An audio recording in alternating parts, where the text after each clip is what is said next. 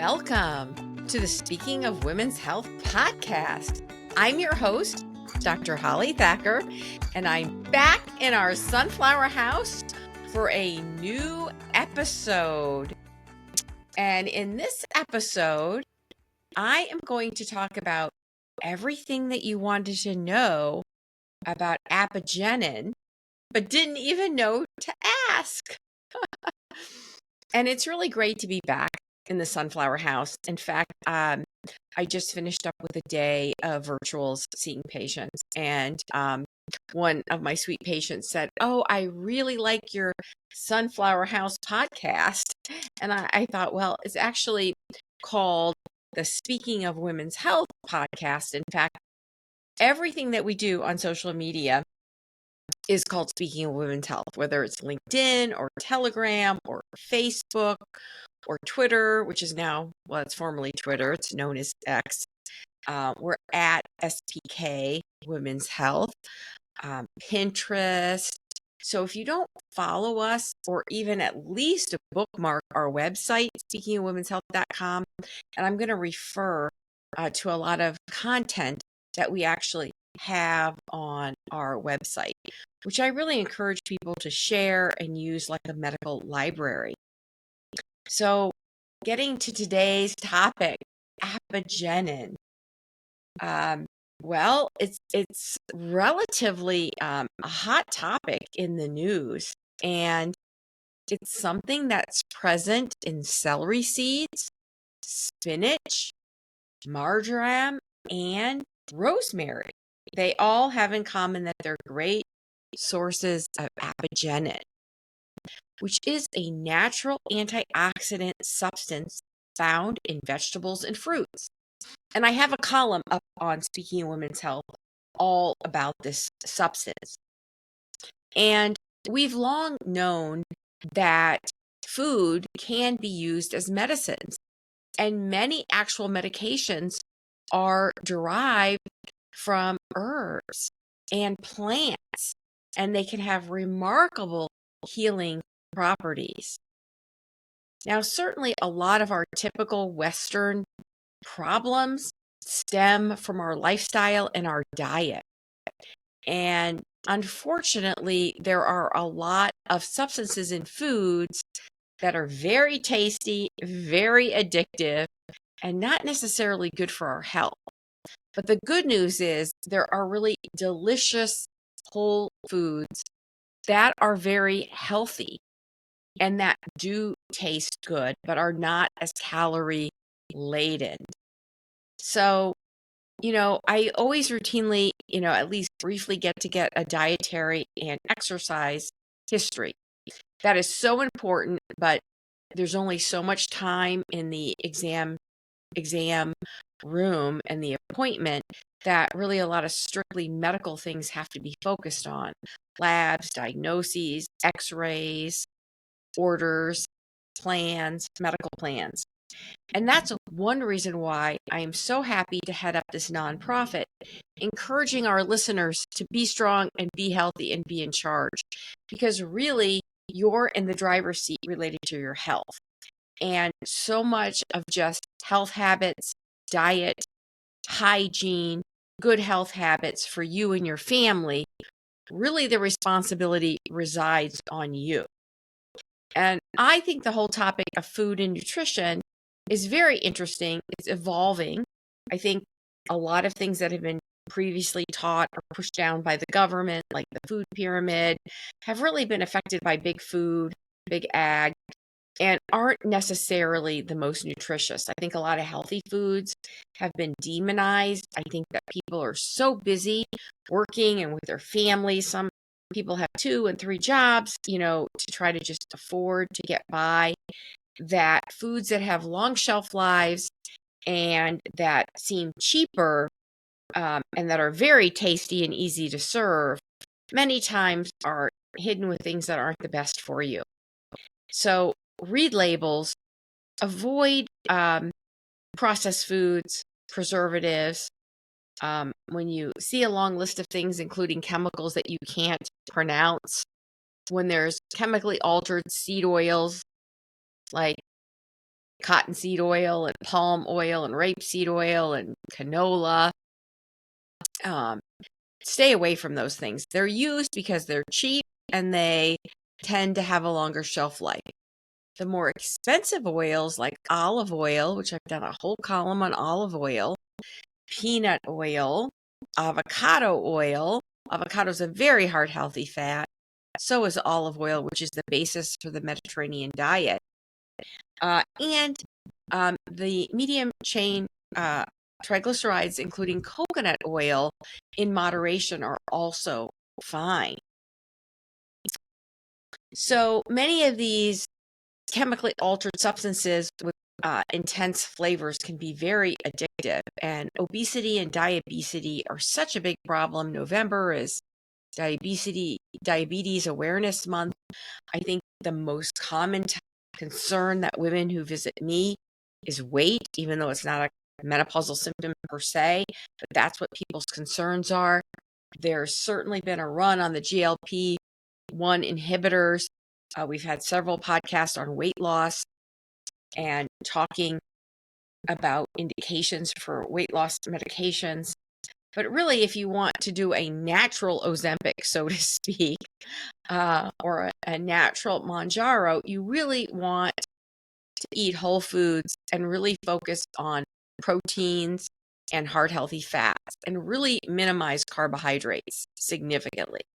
Now, I've spoken before about pharmaco and nutrigenomics, and there are many people who do very well on higher carb, lower fat, plant-based diets. And there are other people who don't do well on that and really need more of a keto, carnivore, higher protein type diet. And I hope that in the future, with advances in nutrigenomics, we are going to have a better ability to figure out what are better diets. Right now, the bulk of the information is in the Mediterranean diet in terms of longevity and being anti-inflammatory. That being said, I really listen to my patients, and I've had patients that have had autoimmune conditions and other medical problems cured on a plant-based diet, just like I've had patients cured of many problems going on a high protein, high fat, more carnivore type diet. So I think the jury is still out, so to speak, and I think there is a lot of individualization. And what works for one person doesn't necessarily work for another. But the one thing that is for sure is that for most people, the typical American diet does lead to a lot of pain and inflammation and disease. So even though I said you need to stay away from things you can't pronounce, Apigenin might not be something that just rolls off your tongue. But what is it? Well, it's found in foods such as celery seeds, parsley, spinach, marjoram, and rosemary. And it is an anti-inflammatory agent. It also appears to have the ability to reduce anxiety. And certainly anxiety is rampant in our society. And there are several foods that seem to help reduce anxiety. Whenever I see anyone with mood symptoms, I always inquire about their omega-3 intake. Most people that I check their omega-3 to omega-6 fat ratio, it's altered. They have way too much omega-6 and not enough omega-3. I frequently will check zinc levels and find very low levels of zinc in many people. And of course, vitamin D is like the most common thing that I recommend as a supplement, particularly to people in northern climates, and particularly to people over age 40, because the skin just doesn't make it as well, even for those people burning their skin in the sun. So, all these are very important factors, and there's not just one simple substance in isolation that's going to cure your problems. So apigenin is found in plants, including fruits and veggies. It's in oranges, Parsley. Parsley is good at freshening the breath and is a pretty garnish. It's in onions, one of my favorite foods. Tea, particularly chamomile tea, and wheat sprouts. And when the crystalline yellow derivative of apigenin is extracted, it can be used to dye clothes and garments. The effects of this anti-inflammatory polyphenol flavonoid has been studied in animals and less so in humans, but we're increasingly getting some research. And one of the areas of interest is in the skin. Now, as you'll recall, our skin is our largest organ, and it's a very important organ because it's a barrier to our internal body, our internal organs, and the external world, the environment. We have lots of oxidative stresses, ultraviolet light, aging, allergens. If you didn't listen to my allergy podcast in season 1 and season 2, we did a remake because it's such a problem. And of course, there's ubiquitous viruses and bacteria. And, as we approach the flu season every year, it's important to remind yourself simple measures to reduce upper respiratory viral infections. So if you didn't catch that in season 1, that's a good one to go back and listen to. So anytime our body overreacts to anything, whether it's a virus or an allergen or a bacteria, there can be various manifestations of inflammatory changes. And the skin frequently will manifest inflammation. And there's a number of skin diseases that can be mild, moderate, or can become very severe. And that includes atopic dermatitis or eczema, pruritus or skin itching. I see a lot of skin itching and increased histamine reactions in midlife women who are dropping their estrogen levels. Psoriasis, a skin disorder which can be chronic, made worse by stress, strain on the liver, lack of vitamin D. Vitiligo is an autoimmune condition where there can be loss of pigment. And the darker skinned a person is, with just complete absence of pigment, with just complete white patches, particularly if it's on the face or the arms or places that are visible, can be very distressing. And even to light-skinned people, the vitiligo kind of gives a patchy, unhealthy look to the skin. Now, there are a number of flavonoid substances that are in plants and vegetables, which does include apigenin, which is mainly what we're going to talk about. But there's other great flavonoids, such as quercetin, luteolin, and camphorol. Quercetin was very popular during the COVID outbreak because it's a flavonoid that helps drive zinc into the cells. And we need zinc intracellularly to work with enzyme processes to stop viral replication. And oranges and citrus are a great source of quercetin. And that's why a lot of times people will recommend vitamin C in the form of citrus when someone feels like they're coming down with something, along with boosting zinc and vitamin D. For a list of zinc-rich foods, definitely please see our website. You can put in calcium and see a list of calcium-rich foods, important for your bone. Put in magnesium, which after vitamin D is the most common supplement I recommend. It boosts dopamine, which can help with energy level and sleep and migraines and leg cramps. We also have a new landing page that lists foods that are high in histamine. And it doesn't mean that these things have to be avoided. But if you're having hives, skin problems, itchy skin, your physician may recommend that you see a nutritionist to avoid high histamine foods or go on a histamine low diet.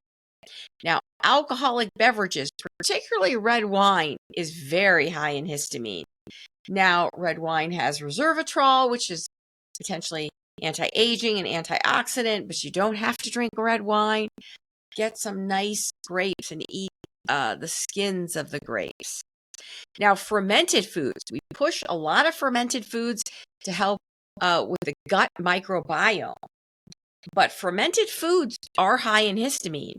So canned and pickled foods, fermented foods like sauerkraut, which is rich in DIM, which is anti-HPV virus, kimchi, miso, many meats that are smoked, cured, or aged, particularly bacon and sausage and salami, can be high in histamine.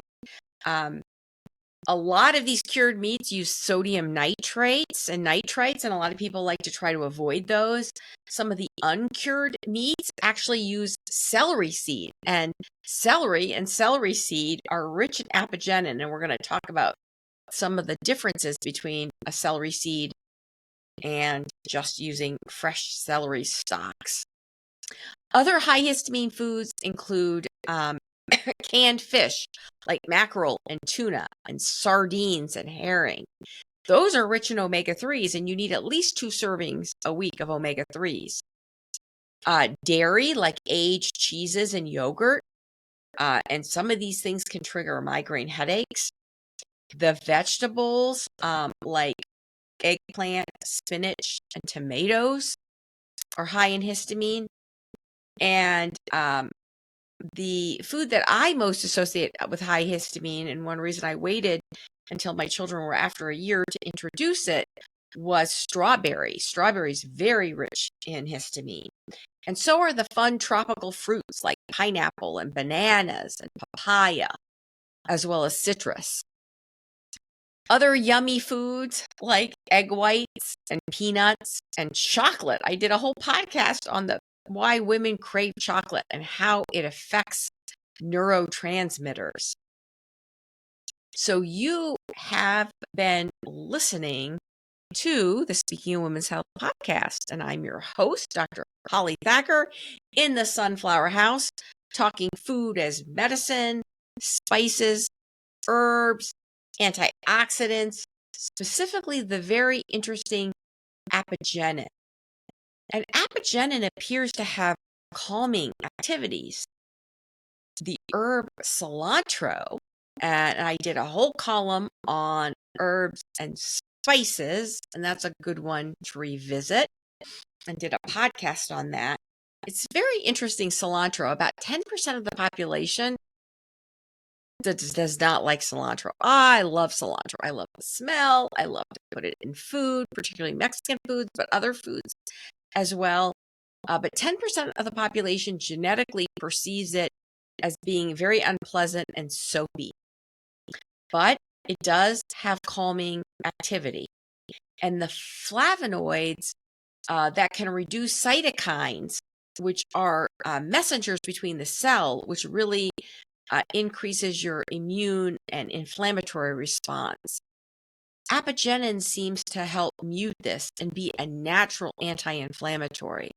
So for people with skin disorders or chronic pain, joint pain, a lot of times trying to really focus on an anti-inflammatory diet and lifestyle can many times help. Apigenin might help reduce blood pressure. And anytime you reduce blood pressure, it supports your cardiovascular health. Every day I talk to women who are over 50, sometimes over 40. Do you have a blood pressure cuff? Why not? You're getting older. Most people have high blood pressure. Have you listened to my podcast on hypertension? Yes. Everyone has great blood pressure and low blood pressure until they don't anymore. So you can't really feel your blood pressure, generally speaking. So you really need to have it checked. And diet. The Mediterranean diet, the DASH diet with not so much sodium and more magnesium and fruits and vegetables, in a lot of people can reduce blood pressure. Beets and beet powder and beet juice is known to help reduce blood pressure and promote nitric oxide, which is very important for cardiovascular health. Now, chamomile tea is also known for its relaxing and sedative and anti-anxiety effects and has been shown to reduce cortisol. But if you're allergic to hay fever, you should avoid chamomile tea. Now, Apigenin may also reduce insulin resistance. And anything that reduces insulin resistance can help reduce diabetes risk and reduce cancers that are driven by insulin. Many patients that are diagnosed with cancer who decide to really clean up their diet and strictly take out sugar, just like people with inflammatory conditions and infections, many times do improve their general health. And so anything that you can do to reduce excessive growth, which includes growth of tumors, may help fight various cancers, especially the cancers associated with obesity, like colon cancer, breast cancer, prostate cancer, liver cancer, pancreatic cancer. Apigenin may improve NAD levels, which help with cellular energy. So NAD stands for nicotinamide adenine dinucleotide, NAD. And that's a central metabolic coenzyme and co-substrate that's involved in cellular energy, metabolism, and production. And it's kind of promoted in certain circles as being anti-aging. We're going to have an anti-aging podcast. Certainly, I'm in the anti-aging field because I treat midlife women and preventing and treating hormonal deficiencies and vitamin deficiencies and improving sleep and lifestyle. All of those things generally help reduce disease and extend life. Getting back to our skin, which many times is kind of a window into what's going on internally. As I mentioned, people that have eczema and psoriasis and even certain skin cancers, including melanoma and vitiligo, may have an imbalance in their immune system. And there are different treatments that target the immune system and some quite big advances in cancer treatments, for instance, with melanoma. And Apigenin is a substance that is of interest to people studying those skin conditions. Now, I am not advocating that you take supplements of these substances. I'm just trying to bring some of the science and the nutrition and the health benefits of food as medicine kind of full circle. Certainly, this is not medical advice. You really need to have a good relationship with your physician, and we've had podcasts on selecting a physician for yourself, whether concierge care is right for you. Practical podcast, one of my favorite, that I had guest podcaster Sylvia Morrison and my wonderful administrative assistant Julie Stahl talk about how to get appointments. So really nurturing that relationship and being committed to that on both parties is very important for a number of levels. And a lot of times if patients feel like, oh, I don't need a prescription or I'm not having a problem, I don't want to make that appointment. I have so many other things to do. And really, that's not how you should think about your relationship with your physician or even surgeon. I send a lot of patients who may or may not need surgery. They possibly do. And I want them to establish a relationship in case they have a flare of diverticulitis and do need that resection of their colon. Or maybe the medical treatment of their medical and their menstrual bleeding and their gynecologic problems may not be sufficient, and they might need a minimally invasive surgeon to do their hysterectomy, and they can be in short supply. And so a lot of chronic conditions that may need surgery down the line, like say pelvic prolapse, and we've had a lot of podcasts on these topics actually in the past. So it's not just your primary care physician. It's not just your wellness physician or functional medicine physician, but it actually may be a subspecialist or a surgical subspecialist as well that you want to maintain a relationship with medically. So getting back to Apigenin, when cooking, and I am certainly not a chef, as my husband will tell you, how do you decide if you're going to use celery, like in stalks, or celery seed? I remember when celery was just poo-pooed as, well, it's a diet food because it's so low in calories that the amount of calories you use to chomp on it burns calories. I'm not sure that that's exactly true, but it has been treated in the past as a fluff food in that it's just almost like a decoration or doesn't have any nutritive value. And that's not true, especially with our understanding of Apigenin, this interesting flavonoid anti-inflammatory agent. So I've got celery seeds in my spice rack, and of course I periodically go out and buy fresh celery. I like to put that in different sandwich spreads like chicken salad or tuna salad.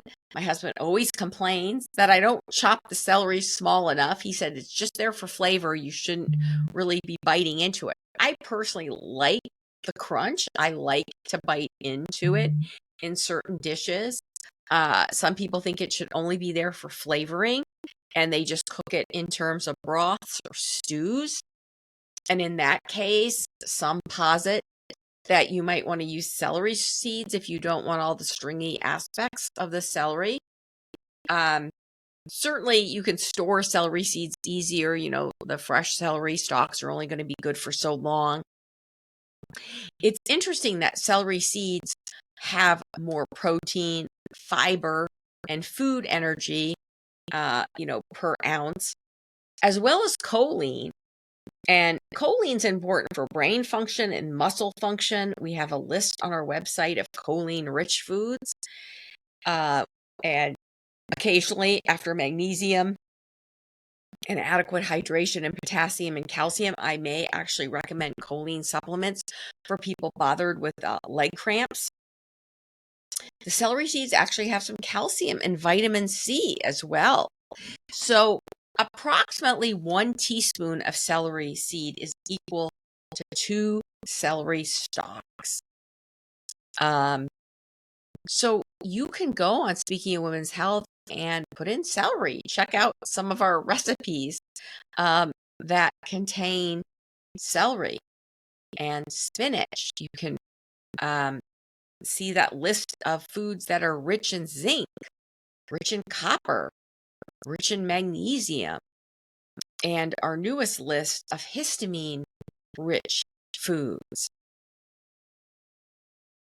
And if you haven't listened to my prior podcast or columns on food as medicine or foods that interact with medications, as well as talking about herbs and spices, those are good ones to review because food is nutritional therapy. And sometimes it can mean life or death. Some people have life-threatening food allergies. My granddaughter Artemis has successfully, we hope, completed her oral immunotherapy desensitization to cashews. But the other day, I gave her half teaspoon in the morning after having her have food, and she immediately said, "Mimi, my mouth is itchy. Can I have something to drink?" And she needed to wash that allergen down her throat and eat some additional food to try to mute that. So every year there's thousands of people that can have anaphylactic reactions to food. Some people are intolerant to foods that others of us love and find very healthy. Celiac disease is intolerance to wheat, gluten, and that can cause infertility and osteoporosis. And we have an excellent column on celiac disease with links to the Celiac Nonprofit Foundation. So foods that are rich in phytochemicals and nutraceuticals can have medicinal benefits. So it's not surprising that we're kind of re-examining different vegetables, herbs, and spices as actual potential therapeutic options in your kitchen armamentarium.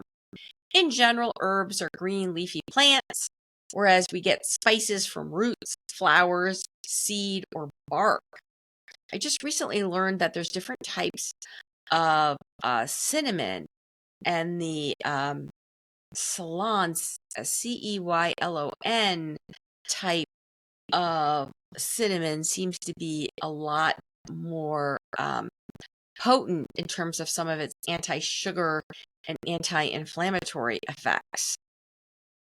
Now, the leaves of Coriandrum sativum are the source of one of my favorite herbs, cilantro, while coriander spice is from the seed. Other common herbs that you might like to cook with include sage, which is used by some people to reduce perspiration. My one son loves blackberry sage tea.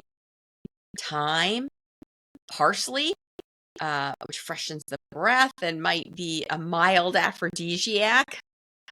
Basil, fresh basil in the summer on tomatoes, mozzarella cheese. I love caprese salad. Rosemary, mint, not just mint juleps, although those are fun. I think we have a nice recipe with fresh mint and watermelon and feta cheese. Oregano, which has antiviral properties, that's an Italian spice. We were sprinkling it on some pizza we were making, and Artemis assured me that I have a little bit of Italian in me, Mimi, which of course she does not. Neither does her sir, my husband. But we can all pretend, especially if we're making great Italian foods that are so rich in a lot of these great spices. Ginger, clove, saffron, nutmeg, cumin, mustard seed, and of course cinnamon. Basil has a lot of antioxidants and antimicrobial effects, and it has iron in it. My very first podcast was on iron because Artemis is low in iron, and I was very interested in all the different foods we could present that were rich in iron because it's hard to get any female to take an iron supplement. Cilantro, we talked about, you either love it or hate it. Cinnamon does help our bodies process sugar and cholesterol. We have several podcasts on being less sweet. And on the topic of diabetes, we have a great column on gestational diabetes by endocrinologist Dr. Yogi Moran. I think that you can sweeten a lot of dishes without sugar by simply adding some cinnamon and nutmeg. And when possible, I try to substitute table sugar and use a little bit of 100% maple syrup. One of my favorite brands now is bourbon flavored maple syrup. It really is very, very rich and aromatic. And honey. And trying to get your honey locally is said to help reduce allergies. Curcumin is the antioxidant in turmeric, which gives that beautiful yellow color. And this spice is linked to less diabetes, potentially less cancers, and it's certainly a staple in yummy Indian curry dishes. Garlic, which my husband says is my perfume of choice, which it really isn't, but it's the spice of life, even though it's not an herb or a spice. It's a vegetable from the lily plant. Dried garlic is referred by some people as a spice. I just learned a new term, garlic, or jar leek, because it's garlic in the jar, so you don't have to crush it yourself. It certainly makes it very easy when you're cooking. And it does seem to lower blood pressure, garlic, and have antiviral and antibacterial as well as antifungal effects. Low calorie, rich in vitamin C, is related to the onion, the shallot, the leek, and chive. But garlic is very spicy and pungent, but it does sweeten when you cook it. Ginger seems to cleanse the palate and is a great anti-nausea spice. Anytime I'm nauseated, I have to have ginger beer, which is not beer, it's not alcohol, but it's very good quality ginger. Ginger goes very well with wasabi, also known as Japanese horseradish, and it certainly opens up your sinuses. I mentioned that oregano is a very versatile herb that has expectorant effects, so it's good when people are having colds. It's a pizza herb, and I love to pair oregano with crushed red pepper, which is made from the dry red pepper, cayenne, and bell pepper, which contains capsaicin. And capsaicin reduces pain and inflammation and helps blood flow. And you can get capsaicin topically to rub and take away the pain of herpetic zoster or shingles. Black pepper is a spice which helps block fat absorption. So I frequently add pepper to lots of my dishes. And a lot of fish dishes call for saffron, call for red pepper. Paprika is an interesting spice. It's made from chili and bell peppers, and my daughter-in-law brought me some Hungarian paprika back from her last trip with her family to Hungary. And it's colorful. It can be used to add color, but also flavor, and it does have antioxidants. It's a great garnish to deviled eggs. I never understood why they're called devil, because they're really very good for you. And one of the perfect Hungarian comfort foods is Hungarian chicken paprikash. So what would that be without paprika? And parsley, it's not just a garnish. It's rich in vitamin K, K1. We have a list of foods K1, and then K2 is totally different, M7. We have another list of those foods. It contains chlorophyll, which freshens the breath, but is rumored to be an ancient aphrodisiac. And what are parsley potatoes without parsley? We have all these recipes on our website and discussions about other types of spices. So thanks so much for joining me on this Apigenin Herb and Spice Food as Medicine podcast. And thank you, our listeners, for tuning in to our Speaking of Women's Health podcast. We're grateful for your support. Please share this podcast with your friends. Consider giving us a 5-star rating. It's just one little click. And if you're so inclined, you can go on speakingofwomenshealth.com and give us a donation to our nonprofit. It's free to subscribe so you don't miss any podcast. Thanks again for listening, and we will see you next time in the Sunflower House. Be strong, be healthy, and be in charge.